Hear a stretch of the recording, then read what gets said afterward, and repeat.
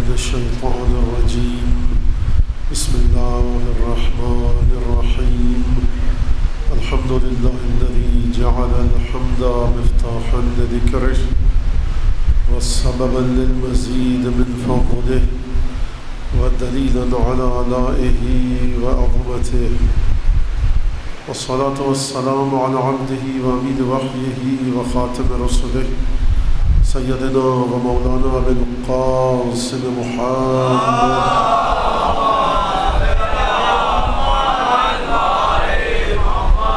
وعلى أهل بيته الطيبين الطاهرين الذين أذهب الله عنهم الرجس وطهرهم تطهيرا.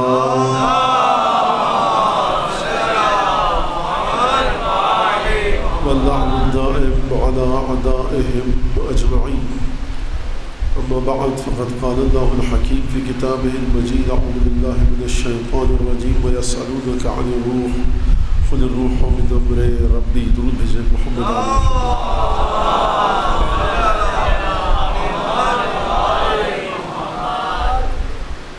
اہل بیت علیہم السلام اور صاحبان ایمان کا تعلق اور اہل بیت کی زندگی کس طرح سے گزری، کیا واقعات پیش آئے، اہل بیت کے درجات، مدارج، فضائل، اور کس طرح سے ہم تک اہل بیت علیہم السلام کی سیرت پہنچی، اور اس کا تعلق صاحبان ایمان کے ساتھ ابھی تک آپ کی سمجھ میں یہ آیا یا میں سمجھانے کی کوشش کر رہا تھا کہ ایک تعلق ہے اہل بیت کا اہل بیت کے چاہنے والوں سے.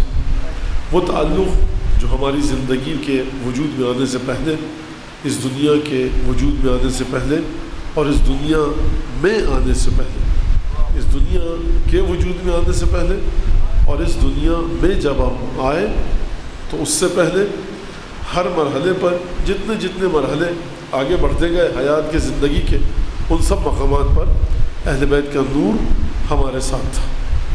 اور اب اگلا سوال یہ کہ یہ نور کب سے ہمارے ساتھ تھا اور کس مقام پر ہمارے ساتھ تھا. تو آیت جو سورہ اعراف کی ہے اس میں وَإِذْ أَخَذَ رَبُّكَ مِنْ بَنِي آدَمَ مِنْ ظُهُورِهِمْ ذُرِّيَّتَهُمْ وَأَشْهَدَهُمْ عَلَىٰ أَنفُسِهِمْ أَلَسْتُ بِرَبِّكُمْ قَالُوا بَلَىٰ شَهِدْنَا أَن تَقُولُوا يَوْمَ الْقِيَامَةِ إِنَّا كُنَّا عَنْ هَٰذَا غَافِلِينَ. یہ آیت مشہور و معروف آیت ہے سورہ اعراف کی، اور بڑی حیران کر دینے والی آیت ہے، متحیر کرنے والی آیت ہے. اور آپ حضرات اس آیت کو دستیوں دفعہ علماء سے سن چکے ہیں، ترجمہ بھی سن چکے ہیں. ابھی میں جب ترجمہ پیش کروں گا تو آپ حضرات متوجہ ہو جائیں گے کہ یہ کون سی آیت ہے. کہ حبیب یاد کرو اس وقت کو جب تمہارے پروردگار نے اخذ کیا، گرفت میں لیا، اپنی نکالا. کس کو نکالا؟ من بنی آدم، آدم کی اولاد میں سے. کیا چیز کو؟ کس چیز کو؟ من ظہورہم، ان کی پشتوں میں سے، ان کی نسلوں میں سے، ان کے اسلاب میں سے، سلبوں میں سے. کس کو نکالا؟ ذریتہم، ان کی نسلوں کو نکالا. اور پھر اس کے بعد کیا کام کیا پروردگار عالم نے؟ وَأَشْهَدَهُمْ عَلَىٰ أَنفُسِهِمْ، گواہ کیا ان سب کو خود ان سب کے خلاف. اور یہ پوچھا کہ أَلَسْتُ بِرَبِّكُمْ، کیا میں تمہارا پروردگار نہیں ہوں؟ سب نے کہا کہ ہاں تو ہمارا پروردگار ہے. علماء نے یہاں پر کئی باتیں بیان فرمائی ہیں اپنی تفسیروں میں، اور بہت سادے انداز میں کہ جو آپ حضرات تک منتقل ہو سکے میں اس طرح سے پیش کرنے کی کوشش کروں گا. پہلی بات تو یہ کہ خدا کی وحدانیت کا تصور آپ کی ذات میں ہے، میری ذات میں ہے، فطرت میں ہے. اور پھر کیا فرمایا پروردگار نے کہ دیکھو ان تقولوا، جب سب کو گواہ کیا، سب سے عہد و پیمان لیا، اور یہ کہا کہ دیکھو ہم نے تم کو خود تمہارے خلاف گواہ قرار دیا. کہہ رہے ہو نا تم کہ ہم تمہارے پروردگار ہیں، تو تم نے کہا کہ ہاں تو ہی ہمارا پروردگار ہے. تو یاد رکھنا کہ ہم نے ان کو خود ان پر گواہ کیا، اور سب نے کہا کہ شہدنا، پروردگار ہم نے گواہی دی اور ہم اس بات پر تیار ہیں، اور یہ بات ہمارے عقیدے کے مطابق ہے کہ تو ہمارا رب ہے. ان تقول یوم القیامت انا کنا عن هذا غافلین، قیامت میں یہ مت کہہ دینا کہ ہم اس سے غافل تھے. یہ روز الست. اب روایت ہمارے پاس ہے کہ جس کے مطابق ختمی مرتبہ صلی اللہ علیہ وآلہ وسلم نے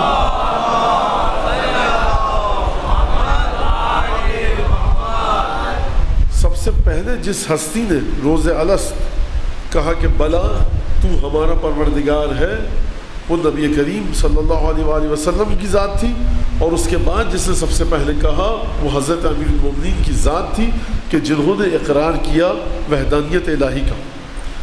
اب یہ کب کی بات ہو رہی ہے؟ یہ مجھے نہیں پتا کب کی بات ہے، نہ آپ کو پتا ہے کب کی بات، نہ قرآن نے معین کیا۔ یہ پتا ہے کہ کائنات کی خلقت سے پہلے، ارواح کے وجود میں آنے سے پہلے یہ سلسلہ ہوا۔ ساتویں امام سے پوچھا گیا کہ ابن رسول اللہ صلوات کا معنی بتائیے۔ عجیب آدمی تھا، عرب تھا، عربی آتی تھی۔ میں آپ میں سے جس سے بچوں سے پوچھا جائے اگر کہ صلوات کا معنی بتائیے، ہر بچہ بتا دے گا کہ پروردگار درود بھیج محمد علیہ محمد، اس میں کیا بات ہے؟ تو اس کا مطلب یہ کہ یہ شخص ترجمہ نہیں چاہتا تھا، کیونکہ عربی جانتا تھا، کسی دوسری زبان میں یہ بات نہیں سمجھ میں آ رہی تھی اس کی، ایسا نہیں تھا۔ اس نے کہا ابن رسول اللہ صلوات کا معنی بتائیے۔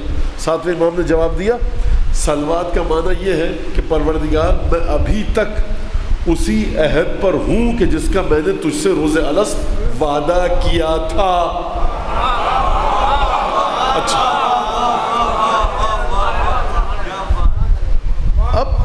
اب درود میں وحدانیت کا کوئی ذکر ہی نہیں ہے، اور وہاں روز الست بات ہوئی تھی وحدانیت خدا کی۔ الست بربکم، کیا میں تمہارا رب نہیں ہوں؟ سب نے کہا ہاں، آپ نے کہا ہاں، اور آپ لوگوں نے سب سے جلدی کہا تھا، تبھی یہاں بیٹھے تھے۔ یہاں سے مطلب میری مجلس میں نہیں، فرش اعظم۔ تو یہ سلسلہ ہے، ایک درود بھیجیے محمد آل محمد۔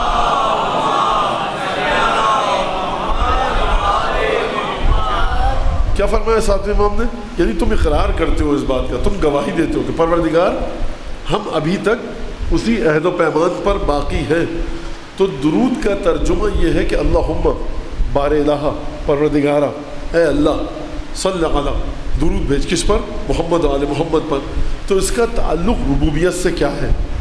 روز الست جو پیمان لیا گیا تھا، جو عہد لیا گیا تھا، جو قرارداد، جو معاہدہ ہوا تھا، ایگریمنٹ ہوا تھا، جو ڈیل ہوئی تھی پروردگار کی بندوں کے ساتھ اپنے، وہ تھی کہ میں تمہارا رب ہوں کہ نہیں ہوں۔ یعنی سمجھ میں اس روایت سے یہ آیا کہ رب کو اگر رب مانو تو پھر سلسلہ رب کی ربوبیت کا کما حق ہو اقرار اس وقت ہوگا کہ جب تم محمد و آل محمد کے فضائل کا اعتراف کرو گے اور اس بات پر ایمان رکھو گے کہ پروردگار عالم محمد و آل محمد پر درود بھیج، اور اس بات پر تمہارا ایمان ہے کہ تم خوب توجہ کیجئے گا کہ آپ محمد و آل محمد کو ان کے اعمال اور افعال کے ذریعے نہیں تولتے۔ یہ بات بڑی عجیب ہے اور حساس بھی ہے، لیکن ہم حضرات سمجھ جائیں گے، کوئی اتنی مشکل بات نہیں ہے، بہت آسان بات ہے کہ آپ محمد و آل محمد کو سمجھنے کے لیے اپنے ایمان کو بروئے کار لاتے ہیں، اپنی عقل کو بروئے کار نہیں لاتے۔ عقل کا مطلب کیا ہے؟ عقل بہت بڑی نعمت ہے، تجزیہ کیجئے، تحلیل کیجئے، سمجھیے۔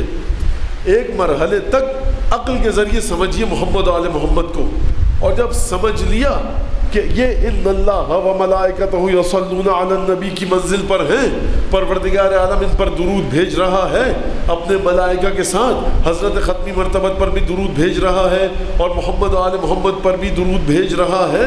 جب آپ نے یہ سمجھ لیا کہ ان کا مقام یہ ہے، اب اپنی عقل کو اٹھا کر رکھیے کنارے پر اور بقیہ رستہ معرفت اہل بیت کا ایمان کے ذریعے طے کیجیے۔ وہ ایمان کہ جس کی بنیاد عقل ہے۔ عقل کیا کہتی ہے؟ عقل کہتی ہے کہ دیکھو کہ جس حال میں بھی ہو، جو کام بھی کریں، حق ہیں، حقیقت ہیں، پروردگار کے نمائندے ہیں، مظہر اسماء حسنہ ہیں۔ یہی کہتی ہے عقل۔ جب عقل نے یہ کہہ دیا، اب میں ایک چھوٹا سا واقعہ آپ سب کو بتا کر آگے بڑھ جاؤں گا۔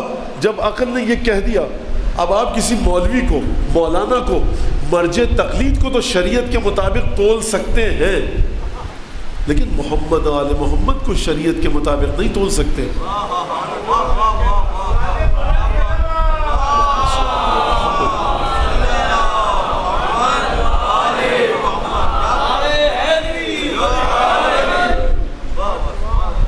بچے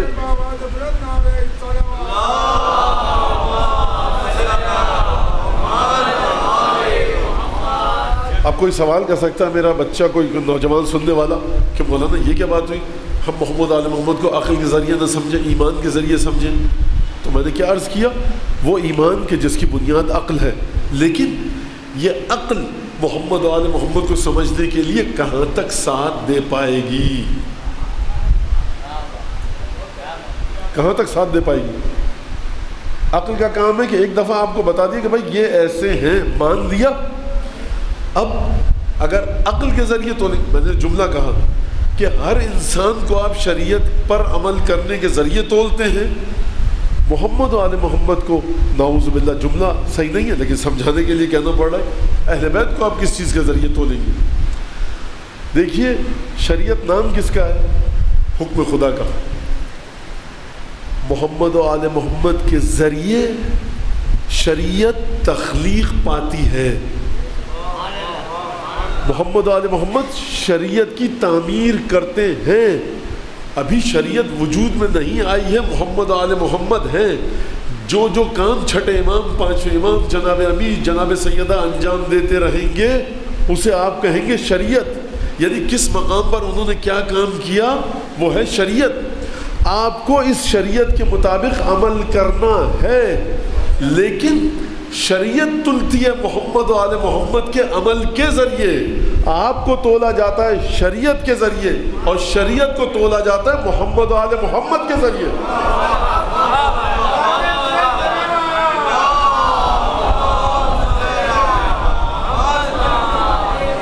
اب میں ایک بڑی عجیب سی اور بیتوکی مثال ہے، اب مثال کے ذریعے بچوں کو سمجھا پاتا ہوں میں۔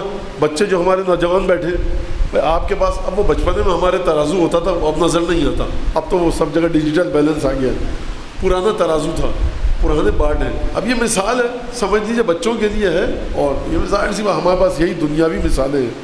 آپ ہر چیز کو ترازو کے ذریعے تولتے ہیں، اس ترازو کو خود اس کے ذریعے نہیں تول سکتے، اس ترازو کو اس جگہ تولا جائے گا کہ جس کا وجود اس ترازو سے بڑا ہوگا، جو اس ترازو کے وزن کو تول سکے۔ سلسلہ یہ ہے کہ پروردگار عالم جس نے اپنی ذات کو آنکھوں سے چھپایا، کانوں تک اپنی آواز کو آپ تک نہیں پہنچنے دیا، حواس خمسہ کو آپ کے پردے میں رکھا، آپ اپنے حواس خمسہ کے ذریعے اس تک نہیں پہنچ سکتے۔ اگر آپ کو خدا تک پہنچنا ہے، پنجتن کو دیکھیے، اہل بیت کو دیکھیے، وہ اپنی ذات کو پہچانوا رہا ہے ان کے ذریعے۔ اب ان کو پہچانوائے آپ کی عقل کے رحم و کرم پر چھوڑ کر خلاف حکمت ہے۔ اگر سمجھے گا کوئی اہل بیت کو تو وہ سمجھے گا کہ جس ذات کا وجود کا دائرہ ان سے بڑا ہو، اور وہ ہے پروردگار متعال۔ میں اس قصے کو ختم کروں اور آگے بڑھوں کہ دیکھیے، اگر آپ کی نماز رہ جائے اور آپ نماز نہ پڑھیں جان بوجھ کر، تو مسئلہ یہ ہے کہ آپ نے غلط کام کیا۔ لیکن اگر کسی کے زانو اقدس پر کسی کا سر مطہر ہو، عصر کی نماز چلی جائے، اب آپ یہ نہیں کہہ سکتے آپ نے نماز کیوں نہیں پڑھی، اس کے لیے نظام عالم بدل جائے گا، اس کے نام عمل پہ آپ انگلی نہیں اٹھا سکتے۔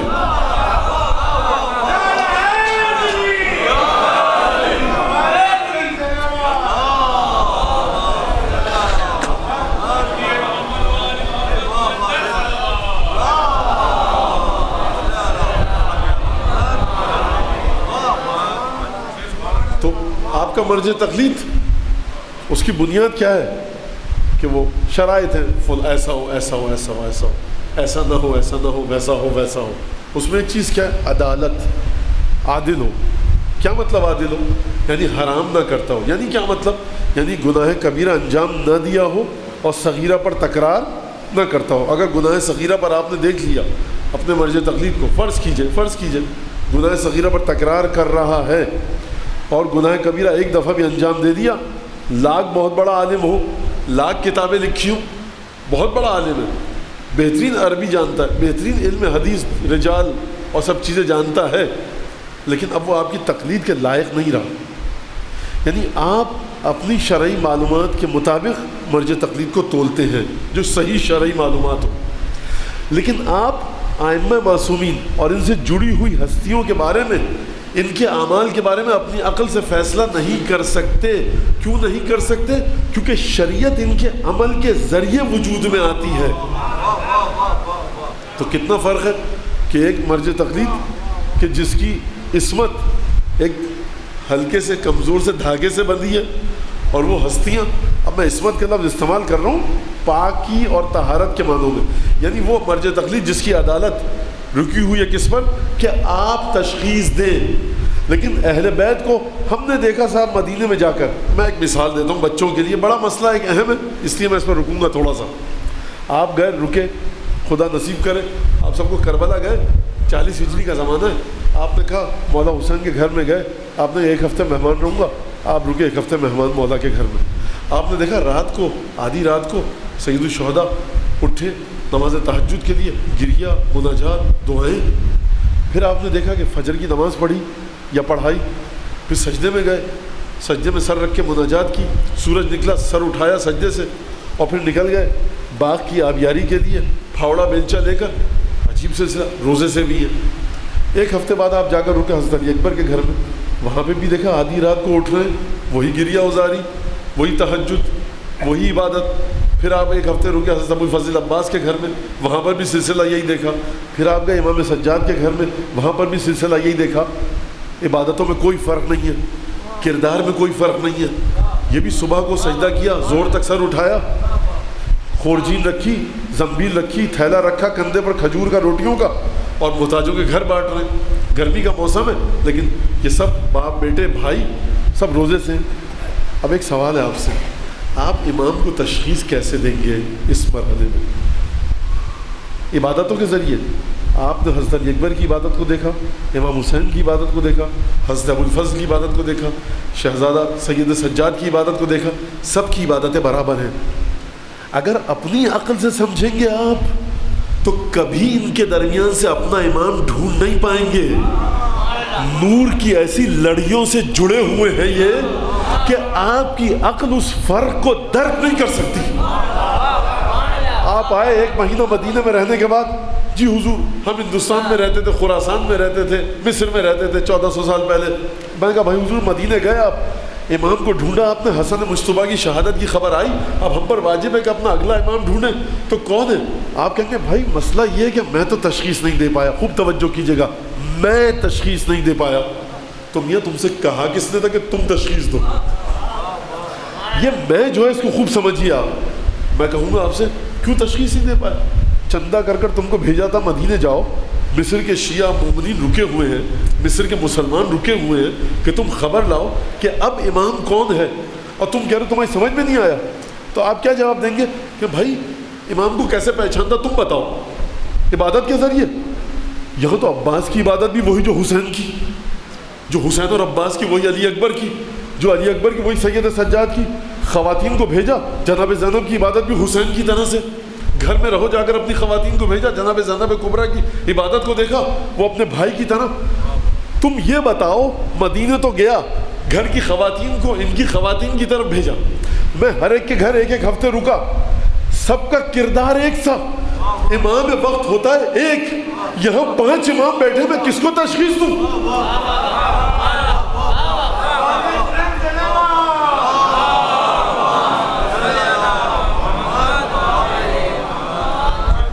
تو اب آپ کو کیا کرنا پڑے گا؟ آپ کو دیکھنا پڑے گا کہ رسول خدا کس کے بارے میں حدیث بیان فرما کر گئے. خوب توجہ کیجیے گا، یہاں پر یہ بات کہنا نعوذ باللہ توہین نہیں ہے شہزادہ علی اکبر کی. یعنی فرق وہ ہے کہ جس کو صرف مصلحت الہی اور نگاہ نبوت درک کر سکتی ہے. خوب توجہ کیجئے، امامت وہ مرحلہ ہے جس کو فقط اور فقط نگاہ نبوت درک کر سکتی ہے. اور کل کی وصیت والی حدیث اگر آپ کو یاد ہو، نگاہ نبوت بھی پروردگار عالم کے حکم کا اعلان کرتی ہے. یعنی خالق کائنات واقف ہے امام وقت کی روح کے مرحلے سے، اور نبی کریم واقف ہے. یعنی وہ واقف ہے کہ جس نے خلق کیا، اور وہ واقف ہے کہ جس کی ذات سے امامت کا سلسلہ چلا. لیکن اگر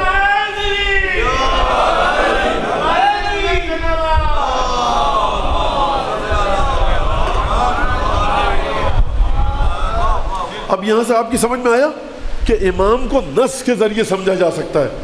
کوئی کہے یعنی کیا مطلب؟ نعوذ باللہ امام کار حرام انجام دیتا ہے. ہم جب یہ کہتے ہیں کہ امام کو صرف حدیث کے ذریعے سمجھا جا سکتا ہے، عمل کے ذریعے نہیں، تو ہم امام کا موازنہ اور مقابلہ ہمہ شمہ سڑک پر چلنے والے عام لوگوں سے نہیں کر رہے ہوتے. ہم یہ کہہ رہے ہوتے ہیں کہ اہل بیت کی ہستیوں میں، خاندان نبوت سے تعلق رکھنے والی طیب و طاہر ترین ہستیوں میں اگر جا کر دیکھو گے تو امامت کی تشخیص نہیں دے پاؤ گے. کئی لوگوں کی سیرت ایک سی ہے، کیسے تشخیص؟ لیکن آپ نجف گئے، آپ نے دیکھا ان کے درس میں کم ہے، ان کے درس میں زیادہ ہے. وہ یہ کم، ان کی شہرت ایسی ہے، ان کی شہرت ایسی ہے. آپ گھومے پھرے ایک ہفتے تک نجف میں، ایک مہینے تک، اور پھر آخر میں جا کر آپ کو اطمینان ہو گیا کہ فلاں صاحب میرے مرجع تقلید ہیں.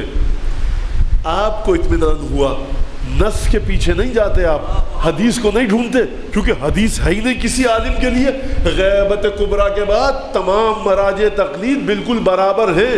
کسی کو آپ کے سامنے فوقیت حضرت حجت نے اظہار نہیں کیا ہے. علم الہی میں ہو سکتا ہے 2-3 حضرت حجت کی نگاہ میں ہو سکتا ہے اس وقت کوئی مرجع تقلید سب سے بڑا ہو، لیکن مصلحت اس وقت یہ ہے کہ آپ کو نہیں بتایا گیا، آپ اپنے علم کے مطابق چلیے. لیکن امامت کے بارے میں آپ نہیں کہہ سکتے کہ ہم نے ظہر کے وقت دیکھا علی باغ میں پھاوڑا چلا رہے تھے، نماز پڑھنے نہیں گئے، ہم نے فلاں صاحب کو دیکھا ہمہ شمہ کو، اذان ہوئی دوڑ کے مسجد میں چلے گئے. تو دیکھیے نماز تو ستون دین ہے، نماز ستون دین ہے تمہارے لیے، علی ستون نماز ہے.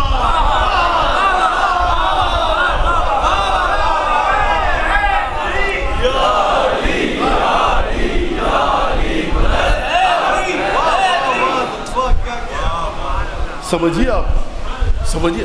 اگر نوجوان آ کر یہ کہیں کہ مولانا ہم جو کتابیں پڑھتے ہیں، زیارت پڑھتے ہیں، دیکھتے ہیں، اس میں تو بہت فرق ہے امام اور مرجع تقلید کے درمیان، تو بھائی اگر کوئی عالم کہے کہ توبہ کرو بہت فرق نہیں ہے، بہت فرق نہیں ہے. بہت فرق وہاں ہوتا ہے جہاں کچھ مماثلت ہو.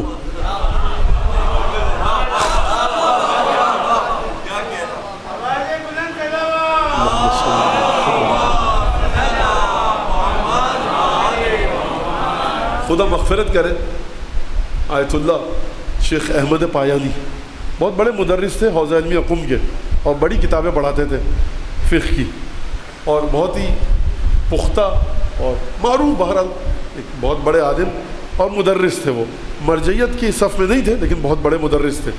فقہ کی سب سے اعلیٰ ترین کتابوں کے ٹیچر تھے، استاد تھے، اور مراجع وقت کے طرف سے امتحان لیتے تھے فقہ کی سب سے بڑی کتابوں کا. انہوں نے درس میں ایک واقعہ نقل کیا، یہ واقعہ انہوں نے اپنے درس میں نقل کیا، سنیے گا آپ. ایک عمل ہوتا ہے جس کے ذریعے عمل تنویم، ایک بچوں کو کیوں لایا جاتا ہے؟ کیونکہ بچوں کا شعور اتنا زیادہ، اس میں تشتت نہیں ہوتا، افکار پریشان نہیں ہوتے. دھوبی کے حساب سے لے کر راشن والے کا قرضہ تک یہ بچوں کے افکار میں نہیں ہوتا. بچوں کے ذہن پاک صاف ہوتے ہیں، کھیل تماشا اور صرف اسکول اور یہ سب. اور ایک بچے کو لایا گیا اور اس کے اوپر عمل تنویم کہیے، مسمرزم کہیے، کیا کہیے، وہ سب عمل انجام دیا گیا.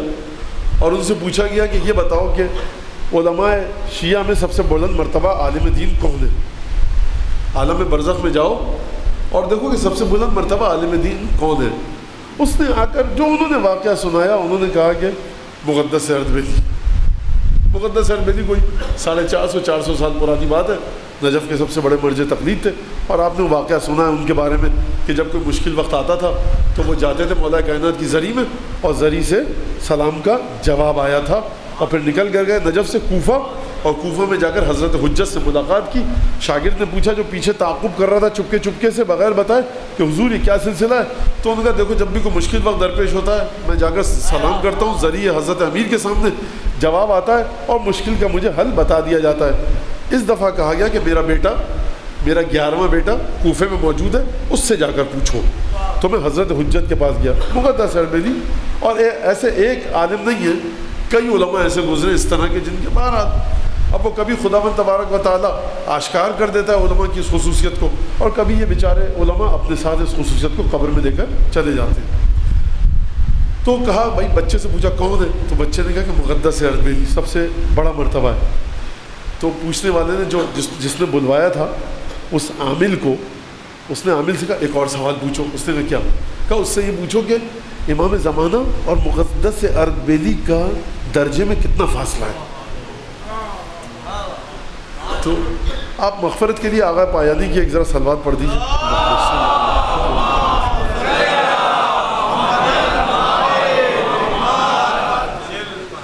اچھا بچہ ہے، اس کو نہ مقدس اردبیلی کا پتہ، نہ امام زمانہ کے بارے میں کچھ درست عقیدے اس کے، اور ایک امام ہے ہمارے.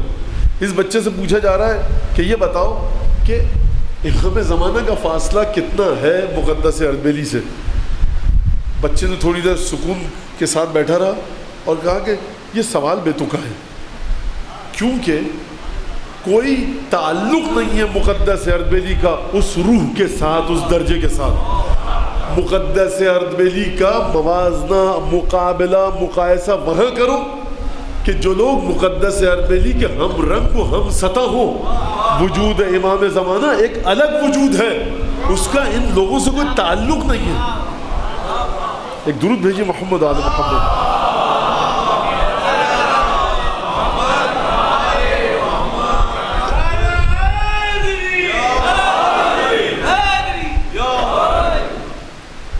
اہل بیت کو سمجھیے نص کے ذریعے، نص حدیث رسول کے ذریعے، ورنہ آپ گڑبڑا جائیں گے، پریشان ہو جائیں گے.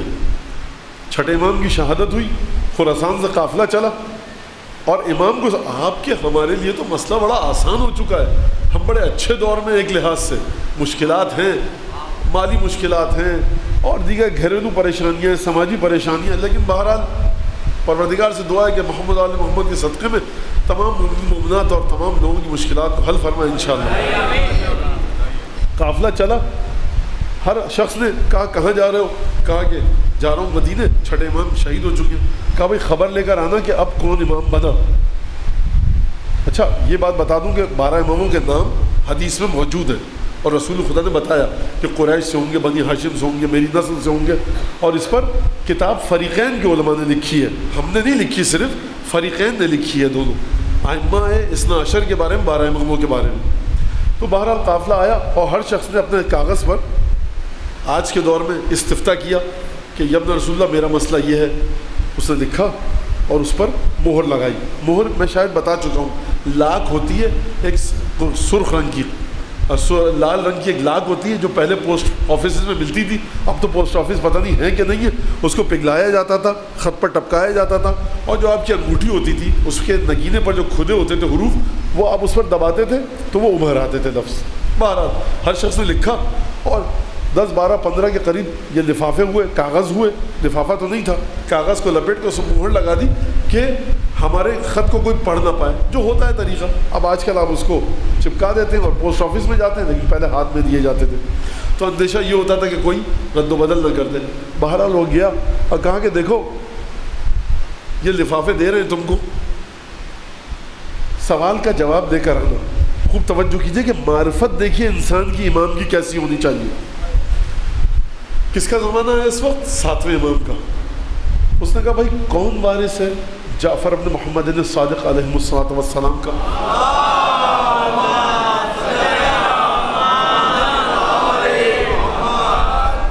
ایک صاحب تھے مدینے میں ہی، بنو ہاشم سے ہی تھے، اور بہرحال خاندان پیغمبر سے تھے. لیکن میں نے کہا نا کہ امام کو پہچانیے نص کے ذریعے، حدیث کے ذریعے. کسی نے کہا کہ بھائی یہ ہے، انہوں نے دفتر وغیرہ کھول دیا اپنا، جاؤ ان کے پاس. تو وہ گیا، سلام کیا اور کہا حضور خمس لائے ہوں کچھ، اور کچھ سوالات ہیں، تو یہ سوالات کا جواب چاہیے. کہا کہ اچھا رکھ کے چلے جاؤ، پڑھیں گے اور پڑھ کے تمہیں جوابات دے دیں گے. اس نے کہا واپس کر دیجیے. ایک درود بھیجیے بلند آواز سے محمد اللہ.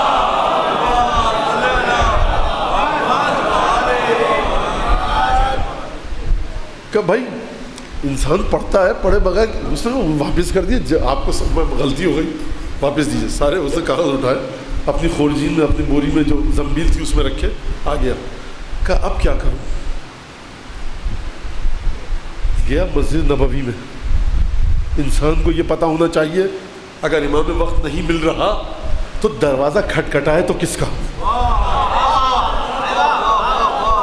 مسجد نبوی میں گیا 2 رکعت نماز پڑھی اور گریے کی حالت میں ایک بیچارگی کے عالم میں کہوں گا یا رسول اللہ الی من ارفع هذه المسائل هذه الاسئلہ، رسول خدا آپ بتائیے کس کے پاس لے کر جاؤں یہ سوالات؟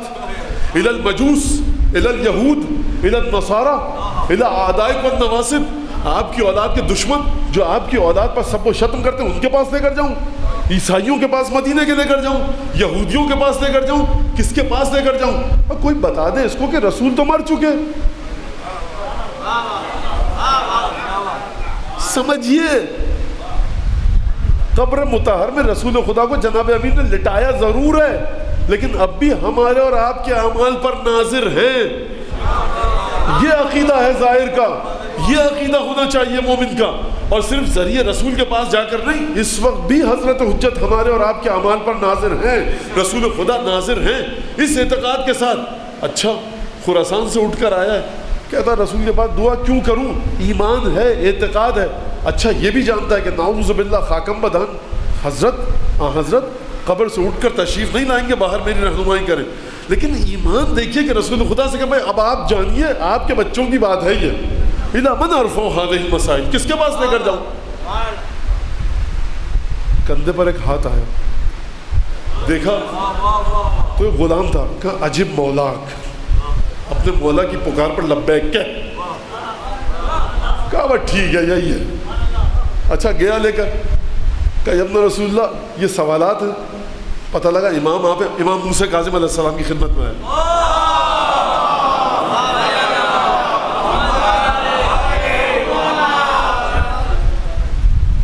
کہا کہ یہ سوالات ہیں. امام نے کہا رکھو جواب مل جائے گا. یہ نہیں کہا کہ پڑھ کر دیکھ کر رکھا. اب وہ کچھ تھوڑی دیر گزری، یہ کسی دوسرے کمرے میں کیا گیا، کیا ہوا سلسلہ؟ خادم نے آ کر کہا کہ تمہارے سوالات کے جوابات تیار ہیں. اب اس نے آ کر دیکھا، اچھا سوالات کے جوابات تیار ہیں. کاغذوں کو دیکھا تو کاغذ پر خراسانیوں کی مہر جوں کی تم موجود ہے، اور خادم کہہ رہا جوابات لکھے جا چکے ہیں. اچھا یہیں پہ رک جائیے. 7ویں امام کے پاس ایک شخص آیا اور امام سے ترکی زبان میں شاید صحبت بات کی، گفتگو کی، اور پھر ٹوٹی پھوٹی عربی بولنے لگا. امام نے اس سے ترکی میں یا فارسی میں گفتگو کی کہ مولا ابن رسول اللہ آپ کو ترکی یا فارسی آتی ہے؟ میں سمجھا تھا کہ انت لا تحسن، میری زبان آپ اچھی طریقے سے نہیں بول سکتے. امام نے ایک جملہ کہا اذا لم احسن اجیبک فما فضلی علیک، اگر میں جو تو زبان بول رہا ہے، اور یہ میرا جملہ ہے، اگر میں تجھ سے بہتر نہ بول پاؤں تو میری تجھ پر فضیلت کیا رہ گئی؟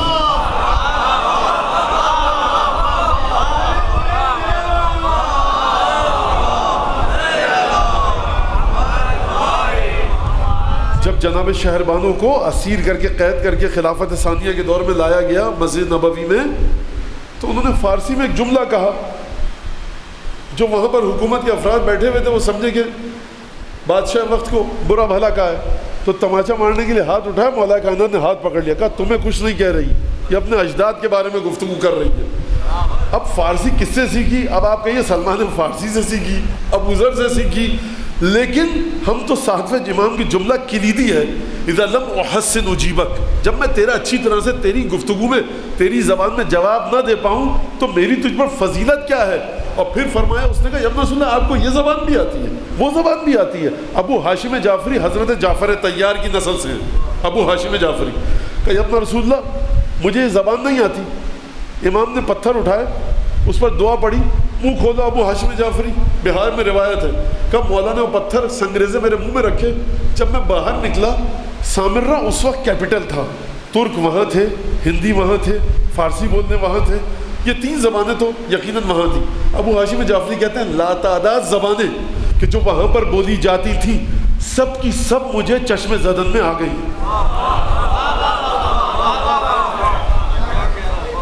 اب آپ نے ذوق سے سنا ہے، شوق سے، تو میں اس روایت کی تشریح کر دوں تاکہ آپ کی سمجھ میں آئے کہ معجزہ یہ ہوا کیا. زبان سیکھتے ہیں آپ سب اردو بولتے ہیں، ہو سکتا ہے کوئی یہاں سندھی، کوئی پنجابی، سرائکی، بلوچی، پشتو بولنے والا بیٹھا ہو. آپ زبان بولتے کیسے ہیں؟ آپ سوچتے ہیں کہ یہ گول سی چیز گندم کے آٹے سے بنی ہے، روٹی کہتے ہیں اس کو. سوچتے ہیں کیا آپ کہیں روٹی دے دیجیے, یعنی چیز کو دیکھتے ہیں لفظ ذہن میں آتا ہے. یہ لفظ کیوں ذہن میں آتا ہے؟ کیونکہ آپ سیکھ چکے ہوتے ہیں اور اتنی کوہنہ مشقی اور پختگی کے ساتھ سیکھ چکے ہوتے ہیں کہ آپ کے ذہن میں عربی میں تروی سوچ بچار کا وقت نہیں ہوتا, اور آپ بولے جاتے ہیں مسلسل گفتگو. جیسے میں بول رہا ہوں مجھے سوچنے کی ضرورت نہیں ہو رہی, کیونکہ میں نے یہ سیکھی ہے اپنے سماج سے, اپنے معاشرے سے. الفاظ ایک کے بعد ایک آ رہے ہیں. یہ الفاظ محفوظ کہاں پر ہیں؟ میرے نفس میں, میرے ذہن میں, میری روح میں. یہ روح اور ذہن اور نفس کہاں پر ہے؟ مشق کی وجہ سے حافظے میں محفوظ ہیں. یہ جو کئی دسیوں بیسیوں زبانیں ابو ہاشم جعفری بولنے لگے تو کتنا زیادہ تسلط ولایت ہے ابو ہاشم جعفری کی روح اور ذہن پر کہ پتھر پھینکا, حافظے میں الفاظ آئے, طاقت عطا ہو گئی. روایت کا جملہ یہ کہ 70 لغتاً 70 زبانیں بولنے پر قادر تھا. تو آپ ایسی ہستیوں کو اپنی عقل کے ذریعے سمجھیں گے کہ یہ ہیں کیا؟ جو 5 یا 6 زبانیں روانی سے بولنا سیکھ لیں اور پختہ ہو جائیں, اس میں کبھی نہ اٹکے, ہر قسم کے مرحلے پر, یعنی اس کو ان زبانوں میں کسی کے استاد کی ضرورت نہ ہو, 5-6 زبانیں. تو لوگ کہتے ہیں, سائنسدان کہتے ہیں کہ یہ شخص ذہین نہیں ہے, ذہانت سے کوئی آگے کی چیز ہے. 70 زبانیں. بہرحال وہ گیا, اس نے کہا خراسان جب گیا, اس نے کہا ٹھیک ہے اگر یہ ہے تو. انہوں نے کہا خراسان گیا, لوگوں نے دیکھا مہر لگی ہوئی ہے, لوگوں نے کہا اب جو جواب آئے ہیں وہ ہمارا امام ہے. جب مہر توڑی تو سوال لکھا ہوا تھا, اور امام کے خط میں, امام کی لکھائی میں سوال کے نیچے سوال کا جواب بھی تھا. مہر ٹوٹی نہیں تھی, جملہ لکھا جا چکا تھا.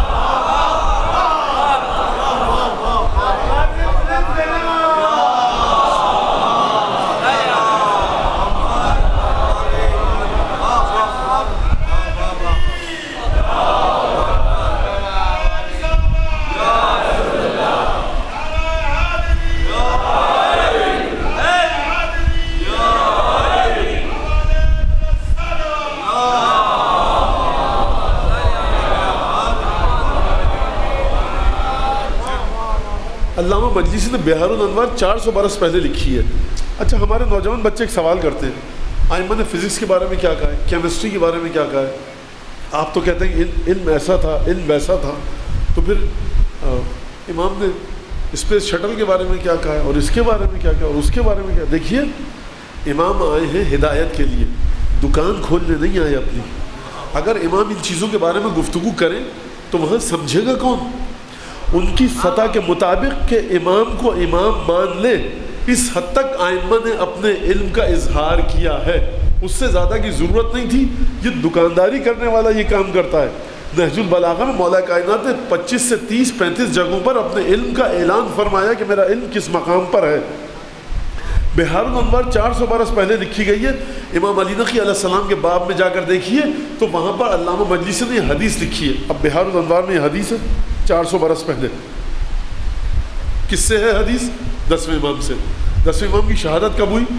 2ری صدی ہجری میں, یعنی 220 ہجری میں. 225 ہجری کا یہ واقعہ ہو سکتا ہے کہ جو امام نے یہ جملہ ارشاد فرمایا, یعنی تقریباً 1200 سال ہو گئے.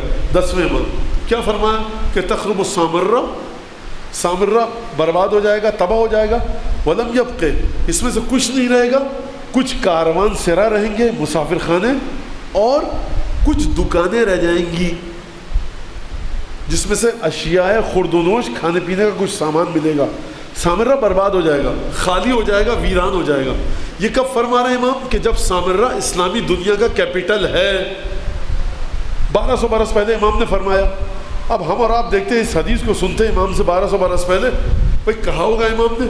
لیکن جب آج سے 5-6 سال پہلے حملہ ہوا سامرہ پر اور امام نے فرمایا کہ میرا حرم خراب ہو جائے گا, برباد ہو جائے گا, کھنڈر میں تبدیل ہو جائے گا اور پھر دوبارہ تعمیر ہوگا, تو اب مجھے یہ بات بتائیے, وہ ہستی جو 2ری صدی ہجری میں اور 3ری صدی ہجری میں بیٹھ کر اپنے حرم کے بارے میں کہے, امام کو کیسے پتا کہ میرا حرم بنے گا کہ نہیں بنے گا؟ امام کو کیسے پتا کہ سامرہ میں صرف کچھ پرچون کی دکانیں رہ جائیں گی اور کچھ مسافر خانے رہ جائیں گے؟ اسلامی دنیا کا کیپٹل وہ حکومت کے جو چین سے لے کر جنوبی فرانس تک پھیلی ہوئی ہے، افریقہ کا شمالی حصہ، افریقہ کا مشرقی حصہ، پوری عرب دنیا جس کے پرچم تلے ہے، جس کی حکمرانی ہے، جس کی انگشتر کے تحت چلتی ہے، اس حکومت کے مرکز اور پائے تخت کے بارے میں امام بتائیں کہ دیکھو یہ میرے بعد خراب ہو جائے گا، ویران ہو جائے گا، کھنڈر میں بدل جائے گا۔ 5 سال پہلے جب داعش نے حملہ کیا تو سامرہ برباد ہو گیا، اور اب سامرہ میں کچھ دکانیں ہیں اور کچھ مسافر خانے ہیں۔ امام کے حرم کا گنبد شہید ہوا اور پھر دوبارہ اسے تعمیر کیا گیا۔ آپ کے علامہ مجلسی نے امام کی فضیلت کو بڑھانے کے لیے لکھا ہے۔ حضور تو پھر علامہ مجلسی کو امام مان لیجیے۔ 400 برس پہلے ان کو کیسے پتا کہ یہ 2012 اور 14 میں یہ واقعہ ہوگا؟ علامہ ہلی ہلاکو خان کے پاس گئے، جب ہلاکو خان بغداد تک آ گیا، عراق تک، کہا کہ امان نامہ لکھ کر دو کہ اگر فتح جب ہو جائے گی تم ہمیں نقصان نہیں پہنچاؤ گے۔ ہلا پورا علمی مرکز، اور ہلا کے اندر اس وقت آپ کے 10 12 15 عظیم الشان، معمولی نہیں، عظیم الشان مجتہد کہ جن کی کتابیں آج تک نجف اور قم میں علماء مطالعہ کرتے ہیں، مراجع جن کی کتابوں کا مطالعہ کرتے ہیں۔ کہا کہ ابھی تو میں آیا بھی نہیں ہوں، حملہ نہیں کیا ہے، تمہیں کیسے پتا کہ میں فتح پا جاؤں گا؟ کہا کہ دیکھو ہمارا امام تھا علی ابن ابی طالب،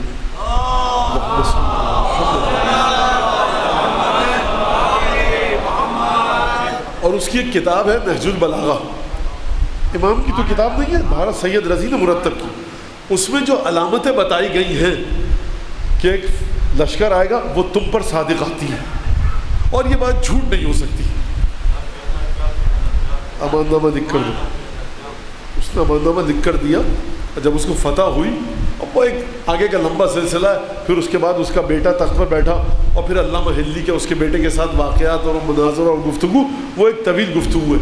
تو ائمہ نے اپنے علم کو اس حد تک آپ کے سامنے آشکار کیا ہے اور کھولا ہے کہ جس حد تک امام کو یہ ضرورت تھی کہ تم لوگ یہ سمجھ لو کہ ہم حجت خدا ہیں۔ امام سب سے زیادہ، لفظ یہ غلط ہے لیکن سمجھانے کے لیے، جو امام کو سب سے زیادہ جس چیز کی تشویش ہے، ائمہ معصومین کو سب سے زیادہ جس چیز کی پریشانی ہے، جس چیز کی ان کو فکر ہے، جس چیز کو عربی کا لفظ ہے دغدغہ فکری، یعنی دل میں جو ان کے گھبراہٹ ہے، وہ یہ کہ جو ہم سے محبت کرتے ہیں ان تک ہماری تعلیمات بلا کسی کمی بیشی کے پہنچ جائیں، یہ سب سے اہم ترین چیز ہے، وہ ہم سے جڑے رہیں۔ اسی لیے غیبت کبریٰ میں آپ کو 2 چیزوں کا سب سے زیادہ حکم دیا گیا، اور ایک تیسری چیز بھی ہے۔ وہ کیا؟ وہ یہ کہ آپ حضرت حجت کے ظہور کے لیے دعا کرتے رہیں، دوسری چیز ان کی امامت کے پابند اور اس پر کاربند رہیں، تیسری چیز ولایت علی ابن ابی طالب، اور چوتھی چیز جو آتی ہے کہ اہل بیت کے غموں میں غم منائیے، خوشی میں خوشی منائیے۔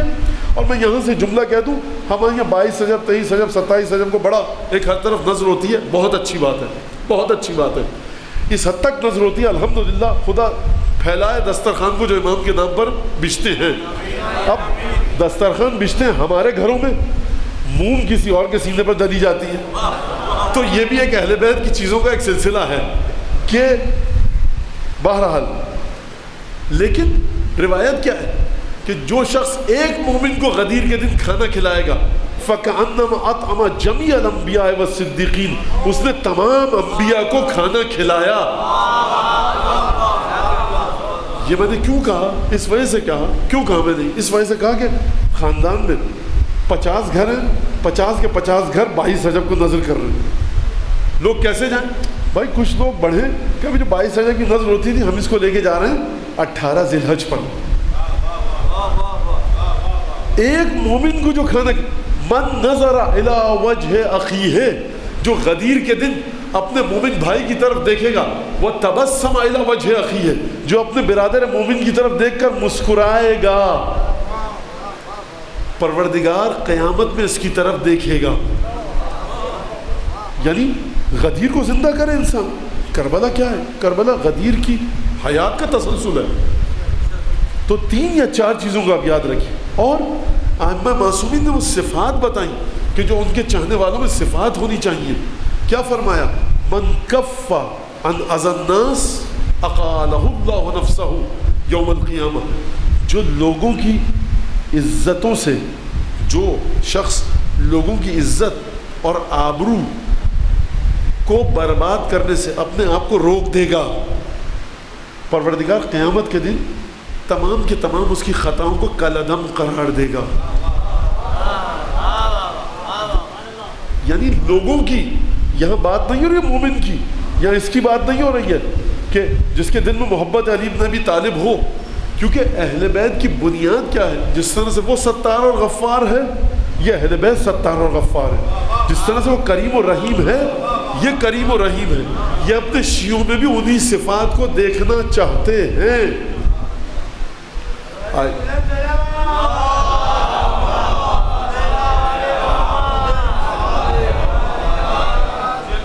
اب آپ دیکھیے آیت اللہ عظمہ شیخ علی تہرانی، بہت بڑے شاگرد ہیں، بہت بڑے مجتہد گزرے تاریخ کے، ہمارے تقریباً 150 سال 125 سال پہلے ایران کا واقعہ ہے۔ دیکھا کہ ایک یہودی کو کچھ مسلمان لڑکے گدی میں تھپڑ مارتے ہوئے لا رہے ہیں۔ لڑکوں کا حلیہ دیکھا، یہودی کو سمجھ گیا کہ یہ قصہ اتنا سادہ نہیں ہے۔ آیت اللہ عظمہ جا رہے ہیں، 2-3 لوگ ساتھ ان کے حاشیہ بردار۔ میں نے کیا حدیث پڑھی؟ من کف عن اذی الناس، جو لوگوں کی اذیت سے اپنے آپ کو روک دے، ومن کف عن اعراض الناس، جو لوگوں کی عزت کو ملیامٹ کرنے سے اپنے آپ کو روک دے۔ تیسری حدیث ہے من کف غضبہ عن الناس، جو اپنے غصے سے لوگوں کو بچا لے، یعنی غصے کا اثر لوگوں پر نہ ڈالے، طیش میں نہ آئے۔ جب مجھے آپ پر غصہ آیا تو میں آپ کو کوئی نقصان نہ پہنچاؤں، نہ صرف یہ کہ نقصان نہ پہنچاؤں، اپنی زبان کو، اپنے عمل کو کنٹرول میں رکھوں۔ پروردگار عالم کیا کرے گا؟ قیامت کے دن اس کے گناہوں کو بخش دے گا۔ اب آپ توجہ کیجئے اس واقعے کو کہ کس مقام پر ہیں، اور سمجھیے کہ حضرت امیر کس مقام پر ہوں گے۔ اگر آیت اللہ العظمہ جو حاشیہ بردار، جو جوتے اٹھانے کے لائق نہیں علی بن ابی طالب کے، بھائی جب ہم یہ کہتے ہیں کہ علی بن ابی طالب کی نالین حضرت ابو الفضل اٹھاتے تھے، اور میں یہ کہوں کہ آج کا مرج تقلید بھی نالین اٹھانے کے مرحلے پر ہے، تو میں اس مرج تقلید کو حضرت عباس کے مرحلے پر لے گیا۔ کفر ہے، لعنت ہو ایسے شخص پر۔ مرج تقلید کی نالین ہمارے سر پر، لیکن حضرت عباس کے ذوالجنہ کے اطراف میں بھی اگر نظر آئے نا،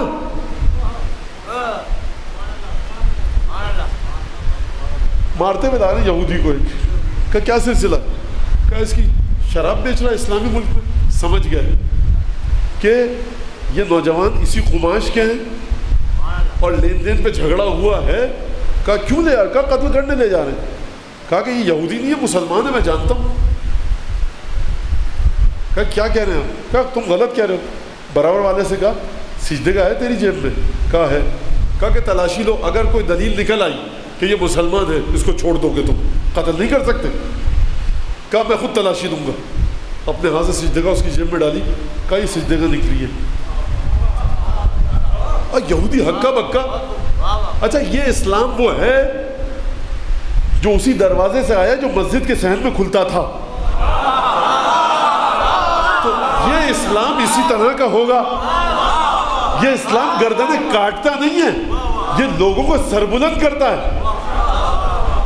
اب نوجوان ہکا بکا کہ کیا؟ کہا کہ جھوٹ بول رہے تھے۔ کہا بھائی تو مسلمان ہے، یہ تیرے جیب سے کہا مرتا کیا؟ کہا کہ جی۔ کہا بس آ جاؤ چلو۔ مسلمان ہو گیا ہوں، وہ شخص مسلمان ہو گیا۔ یعنی اب آپ کی سمجھ میں نہیں آتا کہ میدان جنگ میں کوئی شخص مولا کائنات سے تلوار مانگے، تلوار پھینک دیں، یہ واقعہ سمجھ میں نہیں آتا۔ پریشان مت ہوئیے، پہلے یہ واقعہ سمجھ لیجیے۔ ایک درود پڑھیے محمد آل محمد۔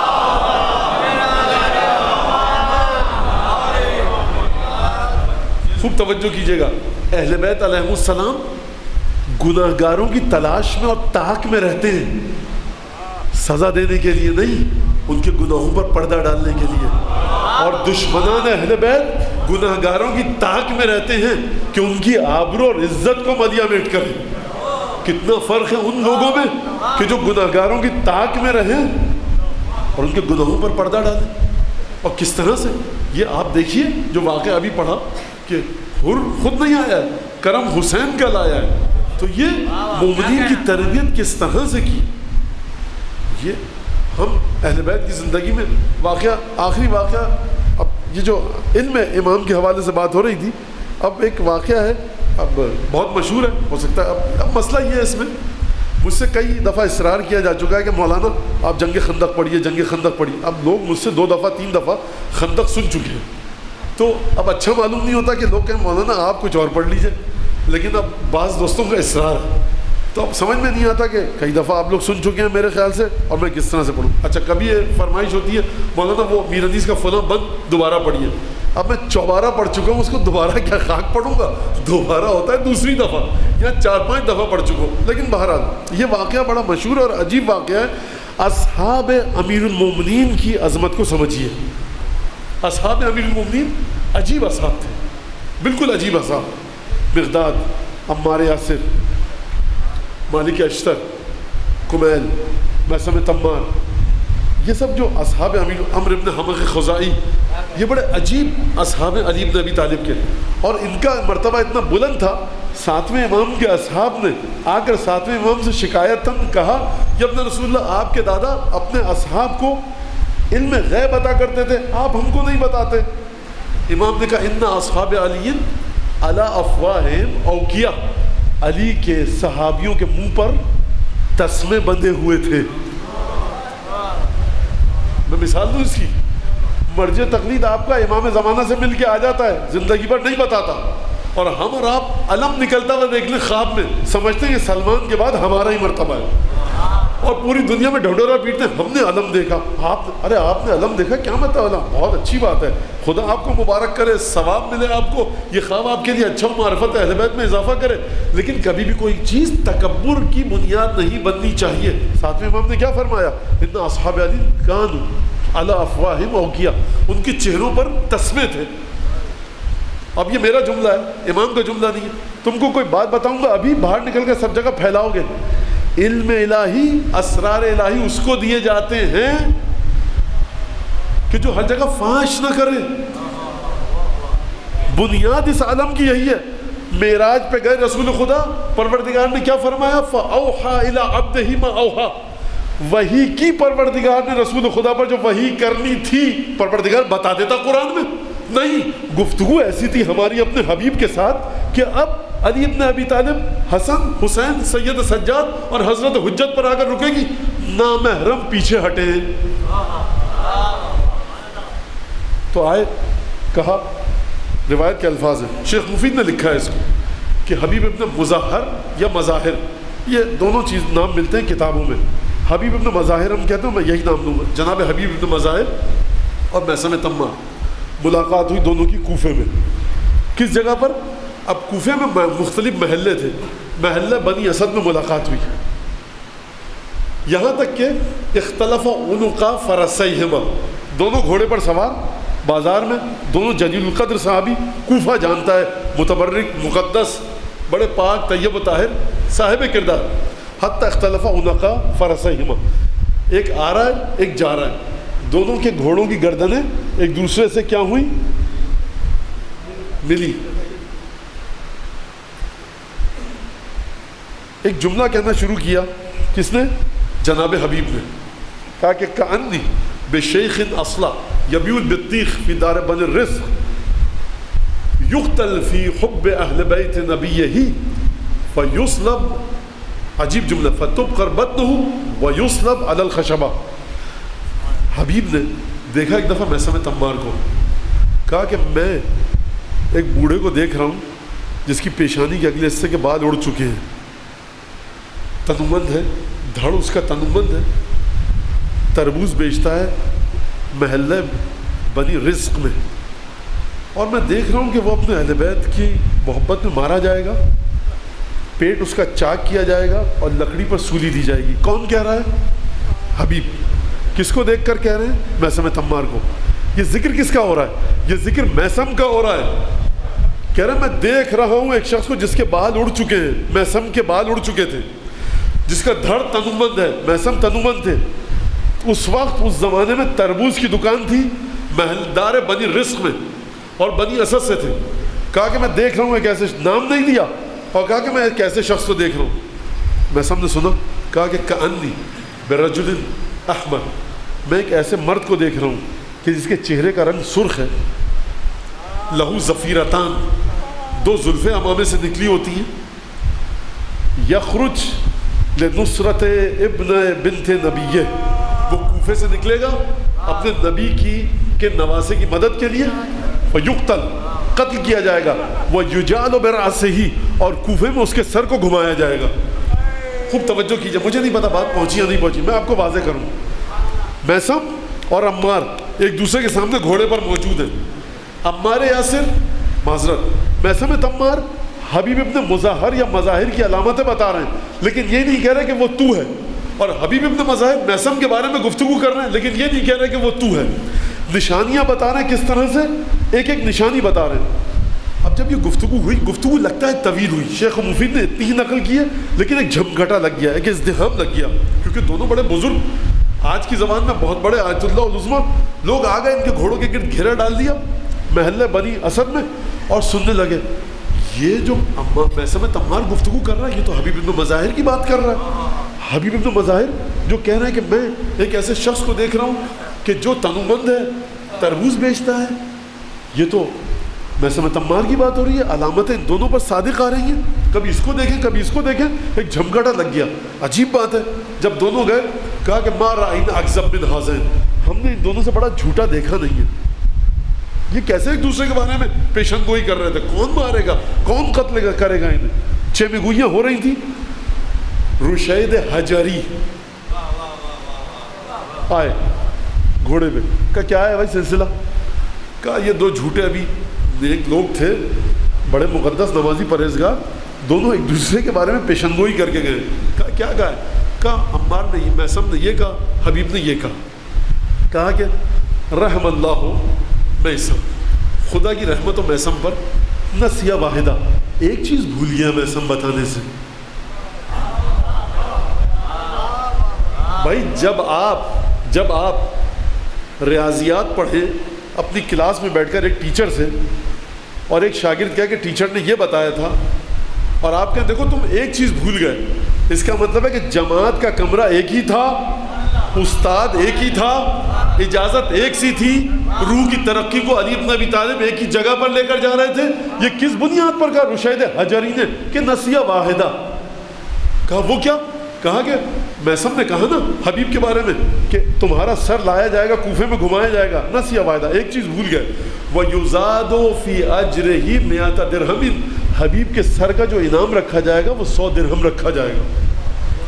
کہا کہ یہ ان دونوں سے بڑا جھوٹا تھا، لیکن تاریخ نے بتایا کہ یہ علی بن ابی طالب ہے، یعنی کیا مطلب، یعنی امامت نام ہے، سر جھکا کر آپ اپنی ذمہ داریوں کو ادا کیجئے، اپنے مولا کی مرضی کو حاصل کیجئے، اپنی عبادتوں کو انجام دیجئے، واجبات کو ادا کیجئے، حرام سے بچیے۔ آپ کو خواب میں علی بن ابی طالب نظر آ گئے، تو آپ نے اور ہم نے کون سا تیر مار لیا، وہ علی بن ابی طالب کے شاگرد ہیں، حکم ہے مولا کا بتانا تو بتا رہے ہیں۔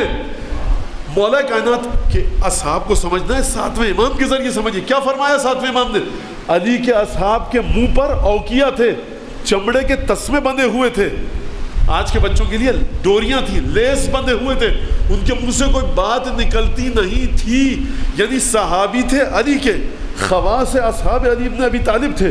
مولا علم دے رہے ہیں، ہمیں ذرا سا استخارہ دیکھنا آ جائے، ہمارا استخارہ آپ کہاں پہنچ سکیں گے جو ہم استخارہ دیکھتے ہیں، یہ استخارہ آپ اپنے بابا جان کی جیب سے نکال کے نہ ہے، آپ کو بھی ولایت کا صدقہ ملا ہے کچھ، اکڑ کس بات، وہ شخص کہ جو عقبہ اور دنیا کو دیکھتا تھا، بہار میں روایت ہے کہ ایک شخص کھڑا ہوا جب مولا کائنات نے سنونی کا دعویٰ کیا، کہا یہ بتائیے جبریل کہاں پر ہے، ایک دفعہ دائیں بائیں دیکھا، کہا تو جبریل ہے، یہ روایت ہے، اور وہ شخص غائب ہو، کہا یہ مولا آپ کو کیسے پتہ چلا، کہا پورے عالم میں دیکھا نظر نہیں آیا، سمجھ گیا یہی ہے، وہ پورے کائنات کو چشم زدن میں گھوم کے آ جائے، بوریے کا لباس پہنے، بلند ترین عبادتیں کرے، طویل سجدے کرے، اور اس طرح سے پروردگار کی مرضی کو بجا لائے کہ عالم اور کائنات میں اس کی نظیر نہ ملے، اور ہم اس کے شیعہ کہہ کر کس راستے پر جا رہے ہیں، تو جوڑ آئے گا کہاں پر ہمارا اور ان کا، مماثلت آئے گی کہاں پر، یہ تو لطف ہے مولا کائنات کا پنجتن کا کہ کہا دیکھو ہم پر گریہ کرو، انشاءاللہ ہم تمہارے گناہ بخشوائیں گے، ہمارے ساتھ رہو، ہماری صفات اپناؤ، ہماری خوشی میں خوش رہو، ہمارے غم میں غمگین رہو، علیکہ بولایتنا، ہماری ولایت کو تھام کر رہو۔ یہ کتنا بڑا احسان ہے جب خدا آپ کو نصیب کرے، وقت ختم ہو گیا، آخری جملہ کہہ کر میں بات کو ختم کرتا ہوں، خدا آپ کو نصیب کرے انشاءاللہ حضرت امام حمام ابی الحسن علی بن موسیٰ رضا علیہ الاف التحیت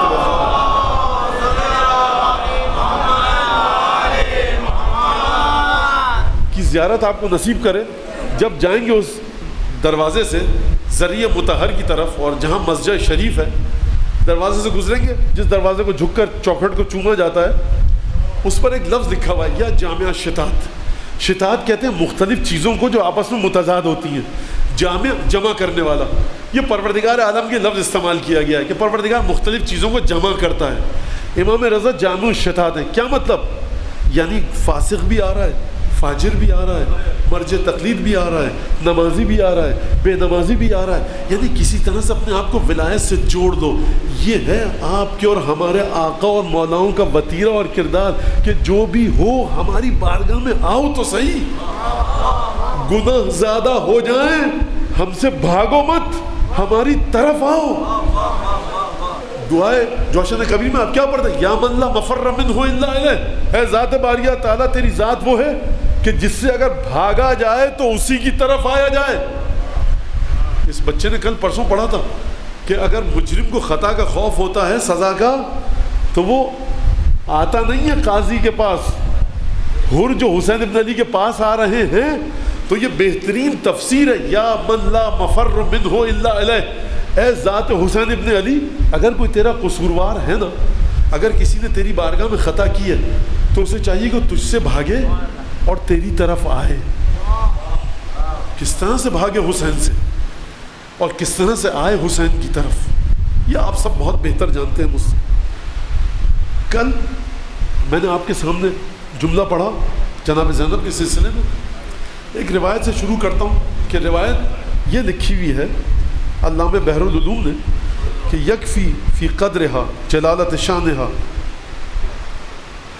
جلالتہا و نبالت شانہا. زینب کی عظمت کے لیے علامہ بحر العلوم لکھتے ہیں یہی کافی، ایک حدیث کافی ہے. وہ کہتے ہیں اس کے علاوہ کسی حدیث کی ضرورت نہیں ہے. کس حدیث کی؟ جناب زینب کی عظمت کے لیے کہ کانا الحسین ابن علی یقرأ القرآن. حسین ابن علی قرآن کی تلاوت کر رہے تھے، مصحف شریف کھلا ہوا ہے اور حسین قرآن کی تلاوت کر رہے ہیں، دیکھ کر تلاوت کر رہے ہیں. کیونکہ مستحب ہے کہ قرآن کو دیکھ کر پڑھا جائے، ورنہ حسین کو کسی کتاب کی ضرورت نہیں ہے. فدخلت علیہ زینب بنت علی. مولا حسین قرآن پڑھ رہے ہیں. ایک دفعہ بی بی زینب سید الشہداء کی زیارت کے لیے تشریف لائیں. فوضع القرآن علی الارض. قرآن کو اس تکیے پر رحل پر رکھا. وقام اجلالا لہا. زینب کے احترام میں پورے قد کے ساتھ حسین کھڑے ہو گئے.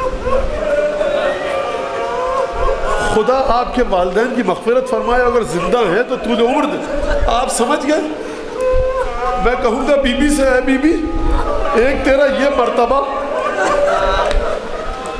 کہ مولا حسین قرآن کی تلاوت کریں، اور جب آپ حسین ابن علی کے حجرے میں آئیں تو حسین قرآن بند کریں، اور وہ ہستی کے جو راکب دوش رسول ہے، جو جوانان جنت کی سردار ہے، پورے قد کے ساتھ احترام میں کھڑے ہو جائے.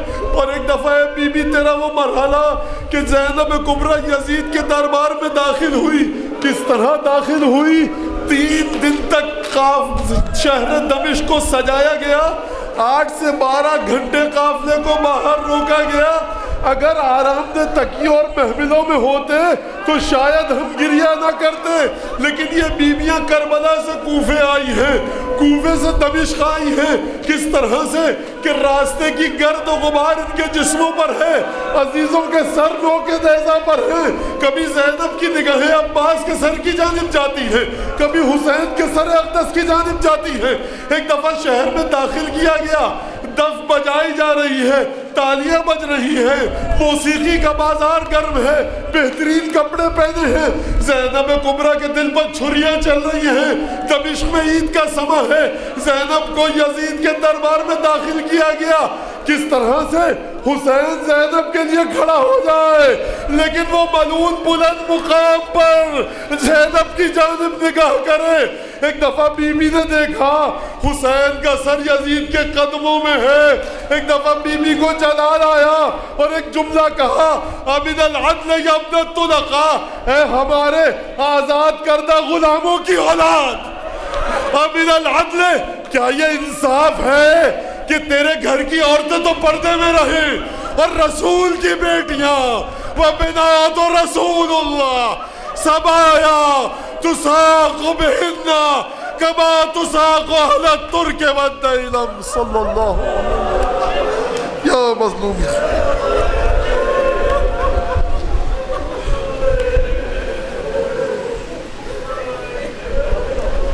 اللهم بحق محمد وعلى محمد عليك صل على محمد وعلى محمد وعجل فرجهم أهلك عدوهم من الجن والإنس من الأولين والآخرين واكفنا ما همنا وارزقنا العافية ووسع رزاقنا وطول أعمارنا مع الصحة والسلامة في الجسم والروح. ربنا تقبل منا إنك أنت السميع العليم وتب علينا إنك أنت التواب الرحيم. اللهم كل وليك الحجة ابن الحسن صلواتك عليه وعلى آبائه في هذه الساعة وفي كل ساعة وليا وحافظا وقائدا وناصرا ودلیل وعین حتی تسکنہ ارضک طوعا وتمتعہ فیہا طویلا. پالنے والے اس عزاداری کو جن جن حضرات نے جس طرح سے بھی اس فرش کو بچھانے میں جس حد تک جیسا بھی حصہ لیا ہے، شرکت کی ہے، اجر جزیل عنایت فرما حضرت حجت کی طرف سے.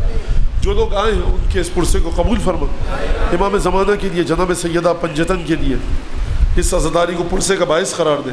حضرت حجت کی جانب سے اس عزاداری کو شرف قبولیت سے سرفراز فرما. اس مجمع میں، اس جمع میں، اس اجتماع میں اگر کوئی تنگ دست، نادار، قرضدار، پریشان حال، بے اولاد، بے روزگار، کسی مشکل میں گرفتار ہے، پروردگار اس کی مشکلات کو دور فرما. پروردگار امام زمانہ کے دل سے ہر دکھ کو دور فرما، ہر خوشی عطا فرما. پروردگار واجبات کو انجام دینے کی توفیق عطا فرما، حرام سے بچنے کی توفیق عطا فرما. حضرت حجت کے ظہور میں تعجیل فرما، ہمیں ان کے انصار و اعوان میں شامل فرما.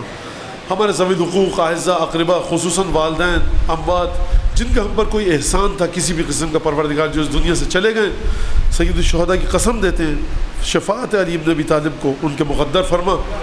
دعاؤں کی قبولیت کے لیے بلند آواز سے ایک صلوات پڑھ دیجیے.